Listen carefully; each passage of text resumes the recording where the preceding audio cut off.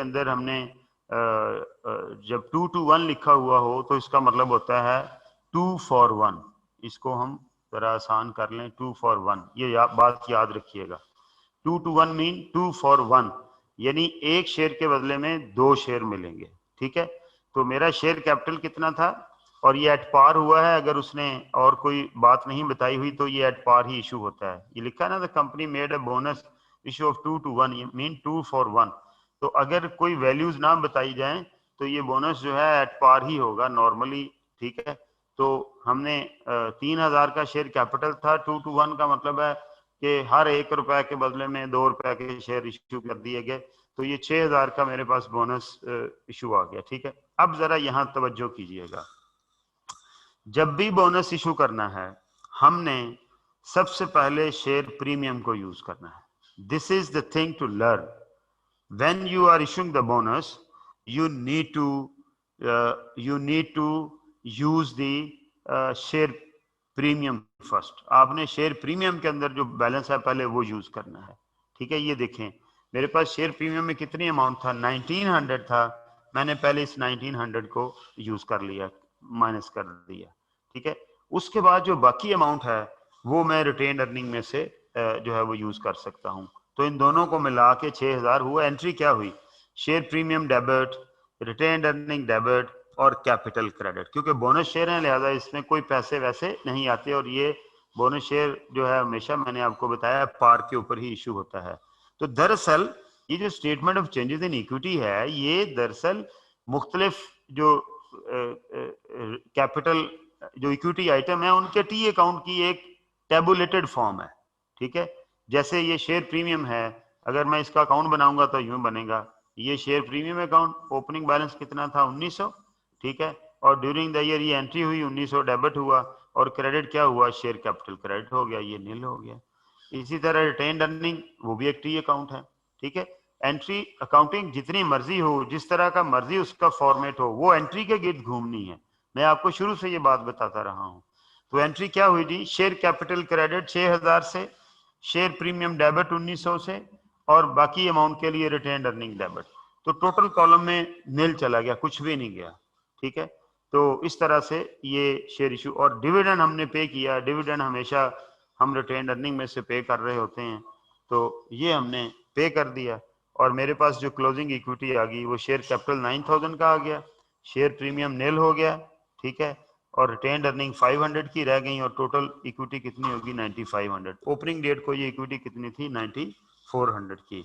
तो ये एक सिंपल सा यानी स्टार्टिंग क्वेश्चन था, ताकि आपको एक थोड़ा सा फॉर्मेट की भी अंडरस्टैंडिंग प्रैक्टिकली हो जाए और चीज़ों वाजे भी हो जाए। तो यहाँ से हमने एक बात सीखी, वो क्या सीखी कि जब हमने बोनस शेयर देना हो, हमारे पास शेयर प्रीमियम मौजूद हो, तो हमने फर्स्ट ऑफ ऑल हमने शेयर प्रीमियम यूज करना है, फिर हमने रिटेन अर्निंग को जो है वो ले करके उसमें से एडजस्टमेंट करनी है।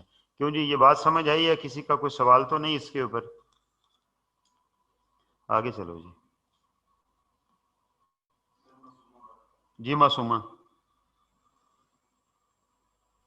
सर अगर हमें बोनस शेयर्स ना उन्होंने पहले क्वेश्चन में कहा होता तो हमारे पास शेयर प्रीमियम का 1900 जो है वो पड़ा होना था, तो डिविडेंड अगर वो हमें कह देता है जैसे, तो वो भी पहले शेयर प्रीमियम में से यूज करना था नहीं, या डायरेक्ट डिविडेंड हमने रिटेन अर्निंग? आपकी एक तो आवाज बहुत आ रही है माशाल्लाह, थोड़ा आहिस्ता बोलें। ठीक है, डिविडेंड जो है वो हमने रिटेन अर्निंग में से यूज करना पहले। ठीक है सर। ओके, आगे चलो जी। अभी आगे क्वेश्चन आएंगे, देखिएगा जरा। लो जी, ये क्वेश्चन आ गया जी, अब एक मुकम्मल ये पेपर्स में आया हुआ क्वेश्चन है। The following information pertains to the draft financial statement of Pak Ocean Limited POL for the year ended 31 December 2018। ठीक है जी, हम इसको सॉल्व करते हैं जी। चलें जी, शीट निकालो। ओके, इधर हम लिखेंगे कंपनी का नाम POL, statement of changes in equity. ठीक है जी, फॉर द ईयर एंडेड जो भी है 31 दिसंबर शायद 18 है। ठीक है जी,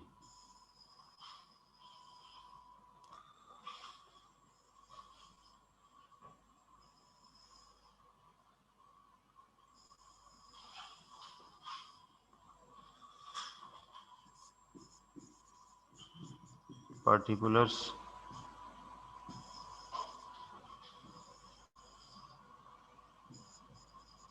शेयर कैपिटल क्या क्या है जी, जरा देख लें उधर से। अच्छा जी, शेयर कैपिटल है, रिटेन्ड अर्निंग है, रिटेन्ड अर्निंग ओपनिंग है, वो लिखेंगे। चलो जी, ये शेयर कैपिटल है जी,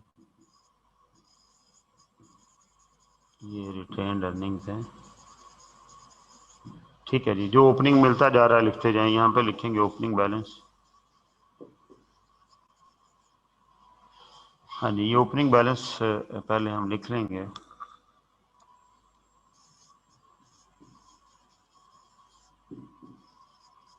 ये कितना है शेयर?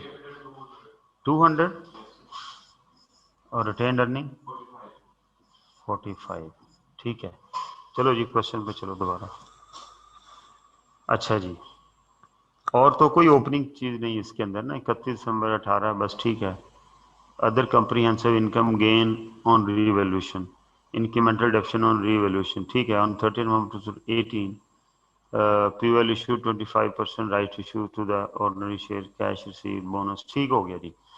तो 31 दिसंबर 18 की हमने कैश फ्लो बनानी है। हमारे पास ओपनिंग डेट के अंदर ये जो इसने लिखा हुआ है other comprehensive income gain on revaluation, ये ड्यूरिंग द ईयर गेन हुआ है, और incremental depreciation on the revaluation of property plant and equipment, ये हमारी इंक्रीमेंटल डेप्रिसिएशन है। आगे चलो, इस क्वेश्चन में थोड़ा इशू था। ये हमारे पास आ गई दोनों चीज़ें, शेयर कैपिटल भी और रिटेन्ड अर्निंग भी। उसके बाद जो रीवैल्यूएशन सरप्लस है ये, अच्छा 1.5 है, 15 नहीं है। चलो पीछे चलो जी जरा। ओके, बस जी मेरे पास दो ही इसके अंदर जो है वो ओपनिंग इक्विटी के कंपोनेंट हैं। एक क्या है, शेयर कैपिटल है, और दूसरा क्या है, रिटेन्ड अर्निंग है। तीसरा कंपोनेंट जो मुझे नजर आ रहा है वो ये रीवैल्यूएशन गेन का है, तो इसका मतलब एक कॉलम रीवैल्यूएशन का डेफिनेटली बनेगा। चलो जी सॉल्यूशन पे चलो अपने शीट के ऊपर। हाँ जी, तीसरा कॉलम जो है वो हम यहाँ पर बना देते हैं रीवैल्यूएशन। ठीक है जी, ओपनिंग में कुछ नहीं है रिवॉल्यूशन के अंदर, टोटल बाद में लगा लेंगे, क्योंकि अगर कोई कॉलम ऐड करना पड़ता है तो वो मैं आगे ऐड कर लूंगा। ठीक है, अच्छा जी, अब हम आ जाते हैं जी इधर। सबसे पहले क्या है, retained profit for the year.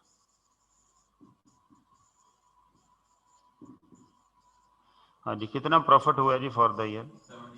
78। ये रिटेन्ड अर्निंग में चला जाना है। ठीक है, उसके बाद आ गया जी रीवैल्यूएशन सरप्लस।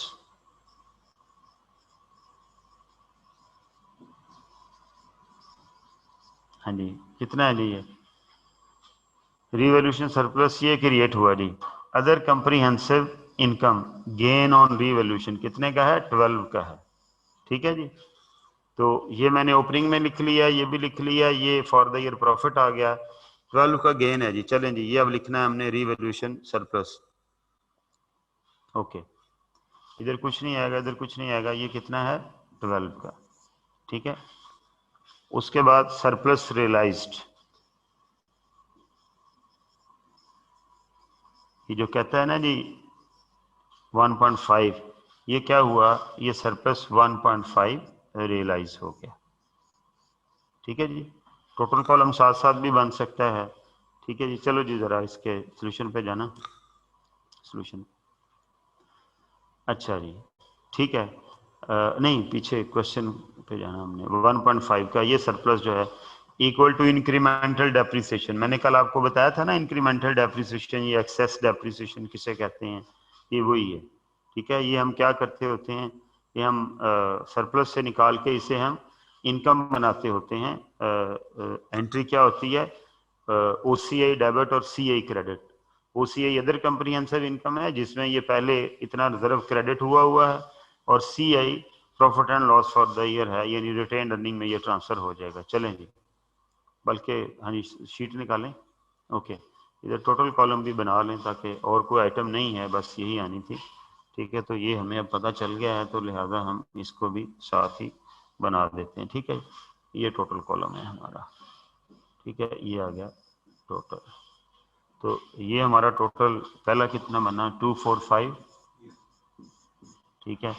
फिर ये 78 टोटल कॉलम में ऐड हो गया और ये 12 भी टोटल कॉलम में ऐड हो गया और 1.5 जो है ये क्या है, सरप्लस रियलाइज हुआ है।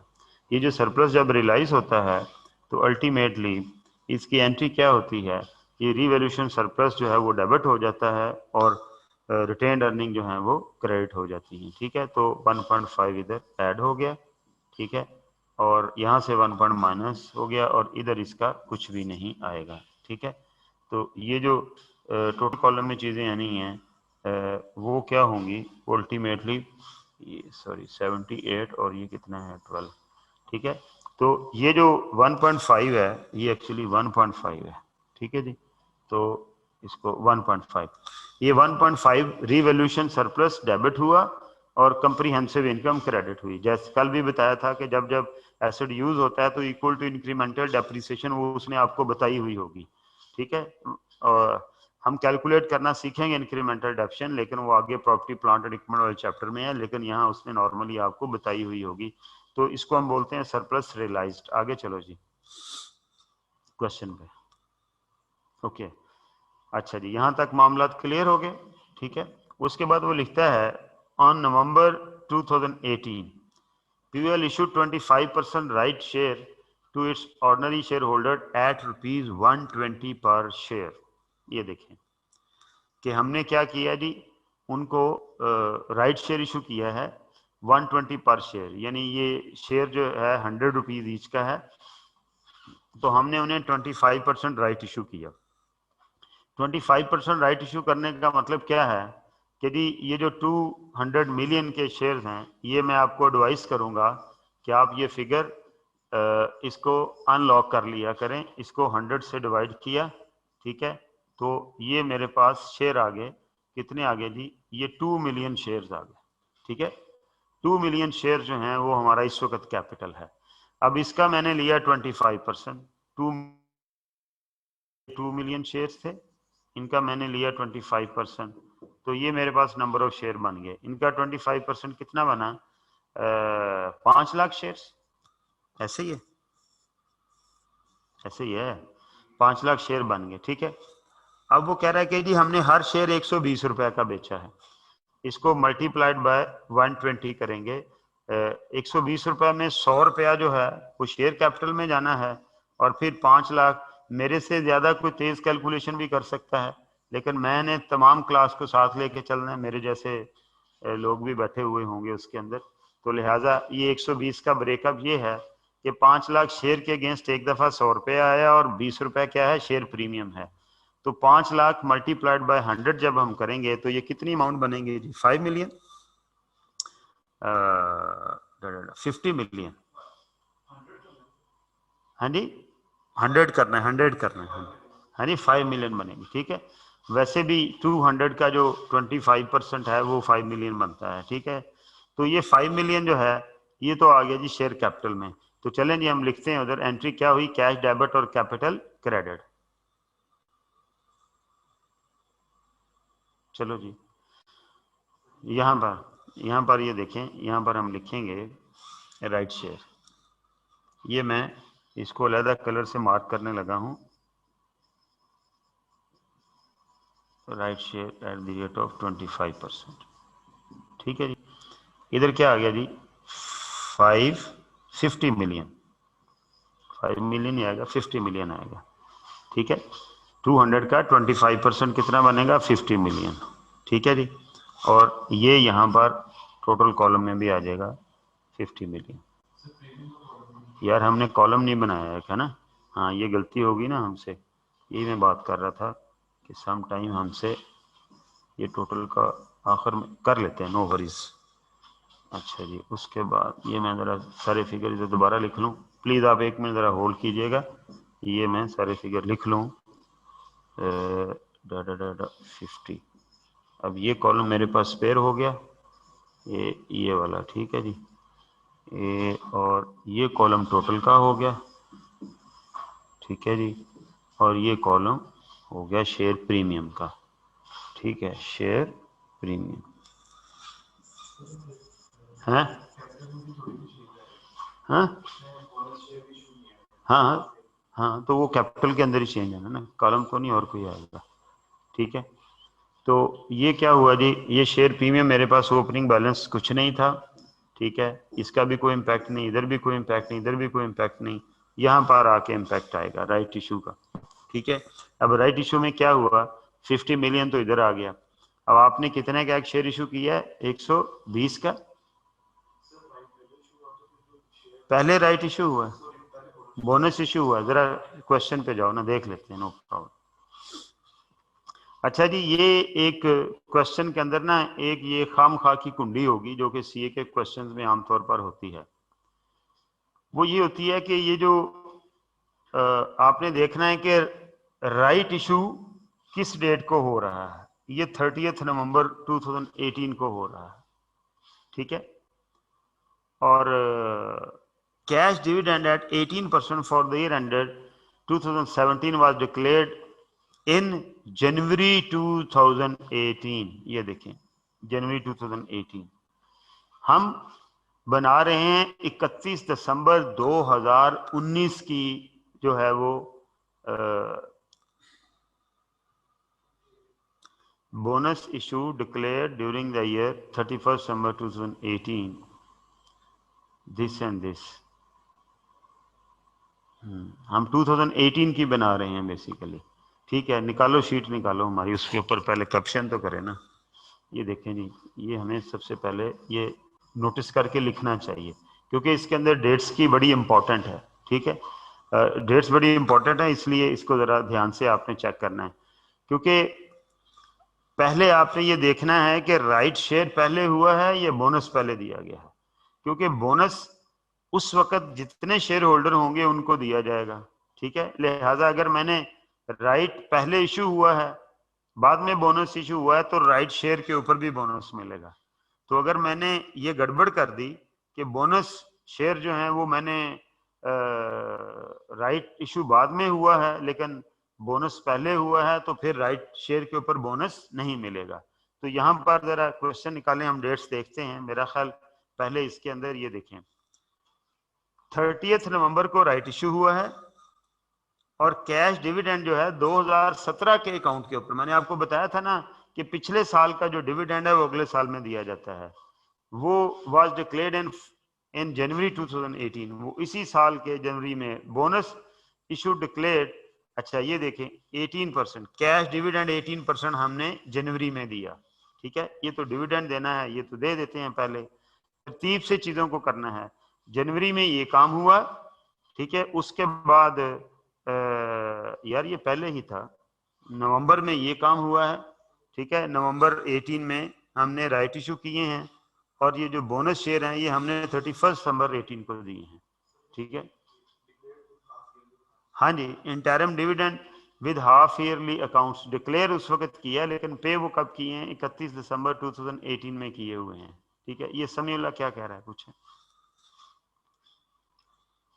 जी Samiullah. Sir during the year लिखा हुआ है, ड्यूरिंग द ईयर लिखा हुआ है बोनस इशू, कहाँ?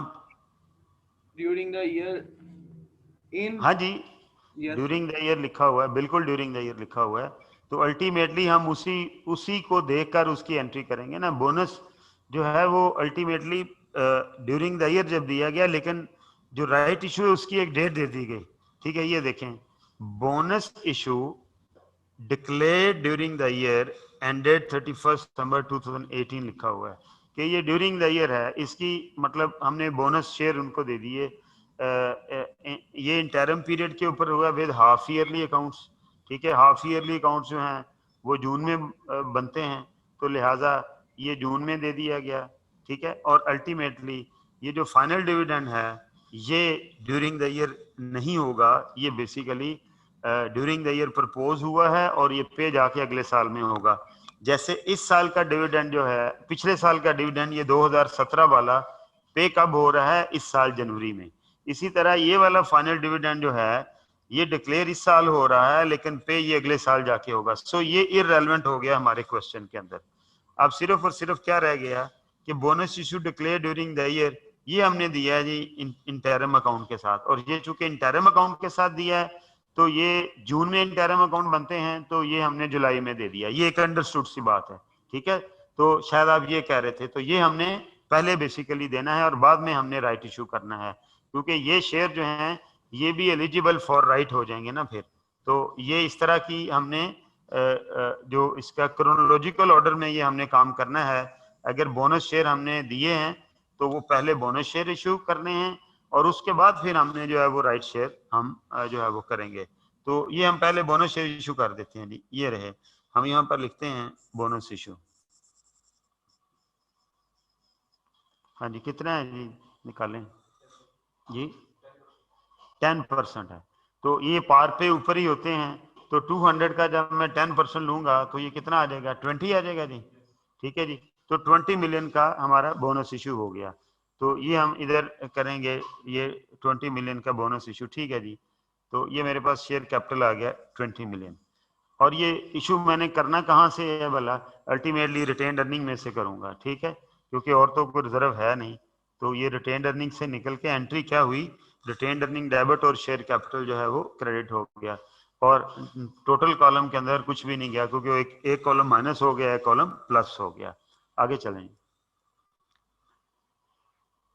ये जो जनवरी में हमने कैश डिविडेंड 18% का दिया है जनवरी में, वो 18% हम दे देंगे। और ये भी क्या होगा, ये पिछले साल के यानी क्लोजिंग कैपिटल के ऊपर या इस साल के ओपनिंग कैपिटल के ऊपर होगा। और वो कैपिटल कितना है, 200 मिलियन है। 200 मिलियन का जब मैंने 18% लिया तो ये कितना बना जी, जी 36। तो ये 36 का मैंने क्या किया, कैश डिविडेंड दिया। एंट्री क्या हुई, कैश क्रेडिट और रिटेन्ड अर्निंग डेबिट, क्योंकि मेरे पास अभी जो है वो रिटेन्ड अर्निंग मौजूद है, शेयर प्रीमियम तो बाद में क्रिएट होगा। चलें जी, तो ये हमने कैश डिविडेंड दे देना इनको। ये आ गया जी, हम यहाँ पर लिखेंगे डिविडेंड पेड।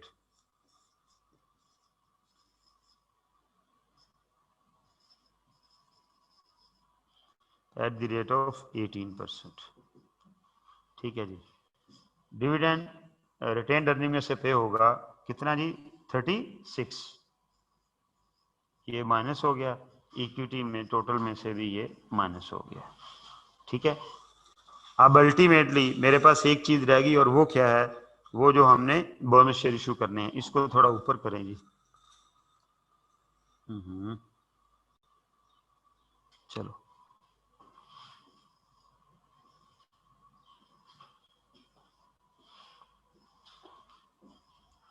अच्छा जी, यहां तक किसी का कोई क्वेश्चन है तो आप पूछ सकते हैं।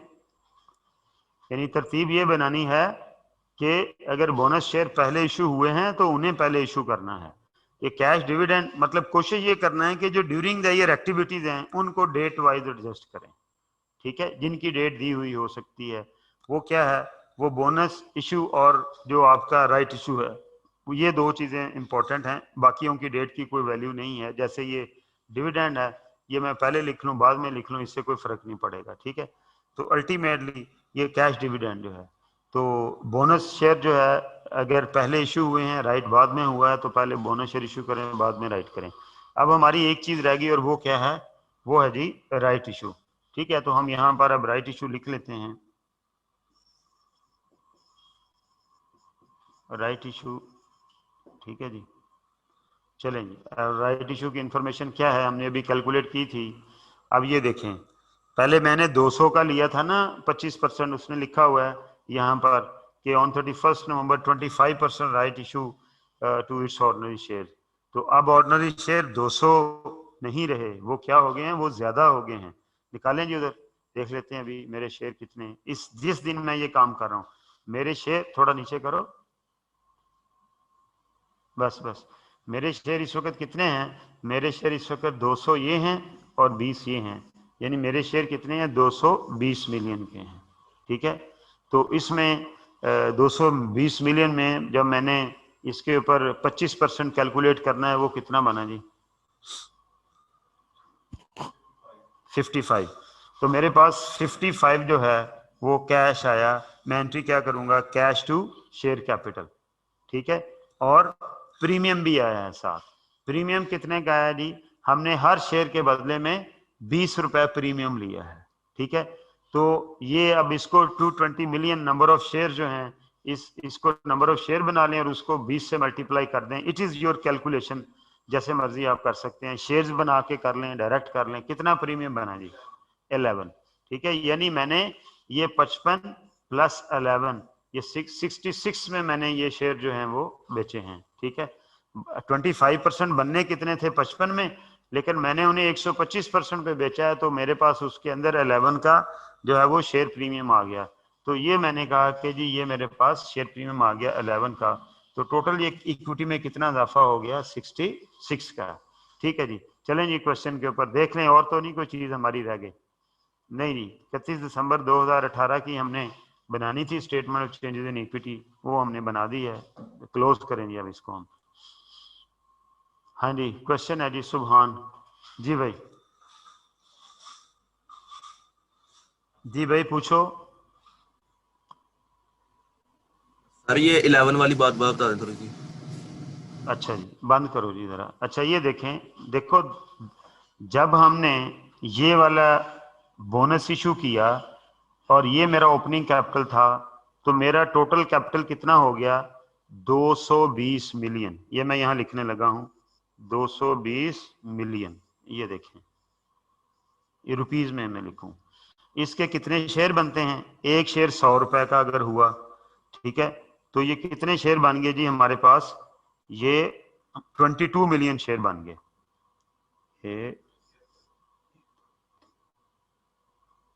नहीं, 2.2 मिलियन शेयर बन गए। कितने हो गए? 22 लाख शेयर बन गए। अब 22 लाख शेयर जो हैं, ये हर शेयर मैंने बेचा है 125 रुपए का, 120 रुपए का, सॉरी, हर शेयर मैंने 120 रुपए का बेचा है। अब 100 रुपया तो उसकी पार वैल्यू है, पहले दिन बताया था ना, एट प्रीमियम जब इशू करते हैं तो एंट्री कैसे करते हैं। 100 रुपया तो उसकी पार वैल्यू है, लिहाजा हर शेयर के बदले में 100 रुपया तो वो आया। और फिर 22 लाख शेयर जो हैं, इनमें से हर शेयर के बदले में 20 रुपए प्रीमियम आया। तो ये 22 लाख को 100 से मल्टीप्लाई करोगे तो ये कितना बन जाएगा? क्यों जी? 55?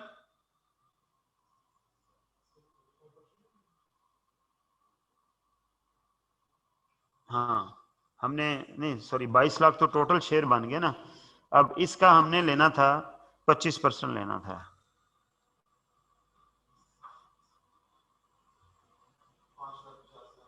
5,50,000 शेयर बनने थे, ठीक है। ये जब मैं 25% लूंगा तो वो शेयर यूज करने हैं ना, सारे शेयर पे तो नहीं। 5,50,000, ठीक है। अब 5,50,000 को जब मैं मल्टीप्लाइड बाय 100 करूंगा तो ये कितना आ गया जी? ये 55 आ गया, ठीक है। और 5,50,000 को जब मल्टीप्लाइड बाय 20 करूंगा तो ये कितना आ गया? 11 आ गया, ठीक है। तो टोटल कितना कैपिटल रेज हुआ? 55 ये और 11 शेयर प्रीमियम, टोटल 66 हुआ। क्यों जी, क्लियर हो गया जी?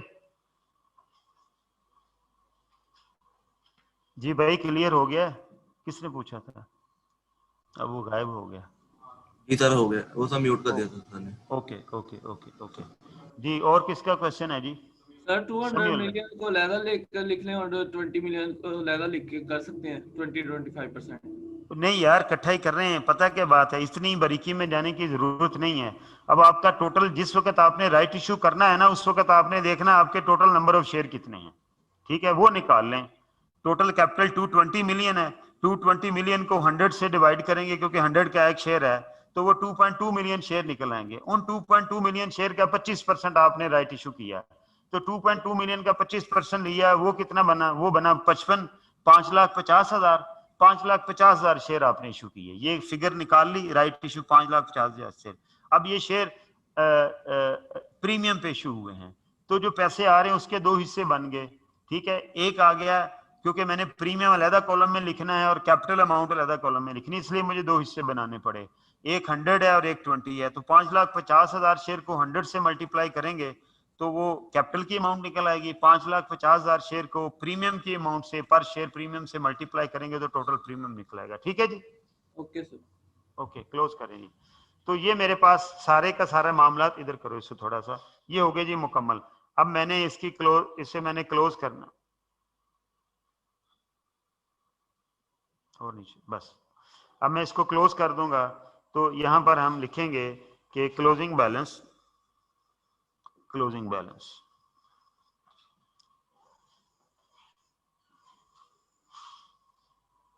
ठीक है। ये कितना आ गया जी 220 और 55 275 275 ये करें जी। इसमें काफी मूवमेंट हुई है।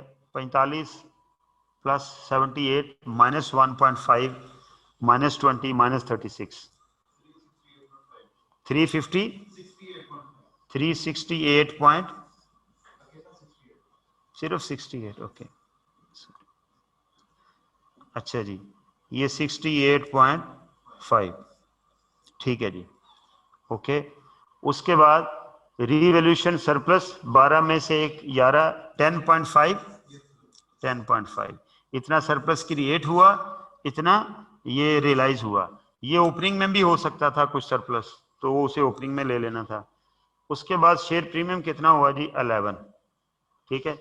अब टोटल इस कॉलम को पहले इस तरह से टोटल करके लिखे कितना आ रहा है 245 प्लस 78 प्लस 12 माइनस 36 प्लस 66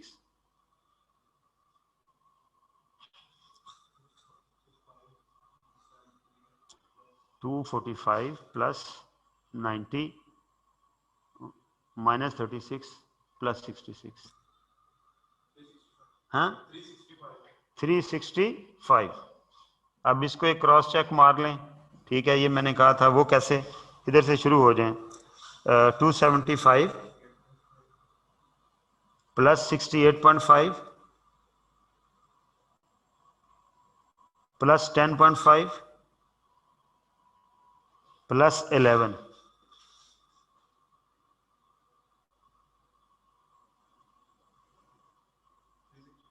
365 ठीक है जी। सो ये हमने इसको क्रॉस कॉस्ट कर लिया।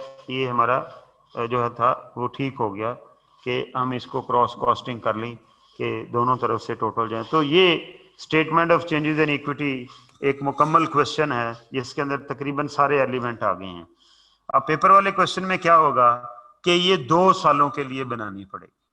पेपर में जो क्वेश्चन आता है आमतौर पर वो 2 इयर्स का डाटा होता है।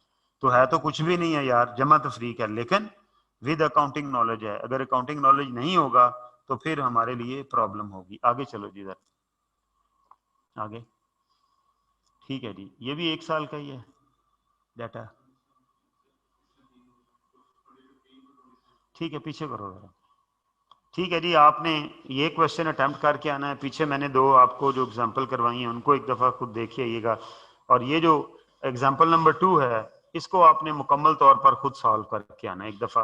बेशक एक दफ़ा अच्छी तरह देख लीजिएगा जैसे मैंने सोल्यूशन करवाया और फिर सॉल्व कीजिएगा। देख देख के सॉल्व ना कीजिएगा।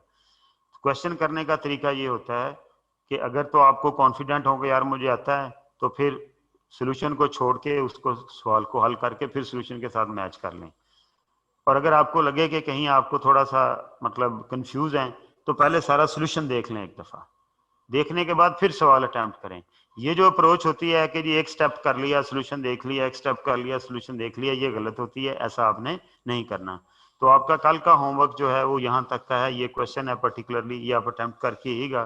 कल इंशाल्लाह ताला हम इससे आगे चलेंगे। किसी का कोई क्वेश्चन है तो आप पूछ सकते हैं। Any question?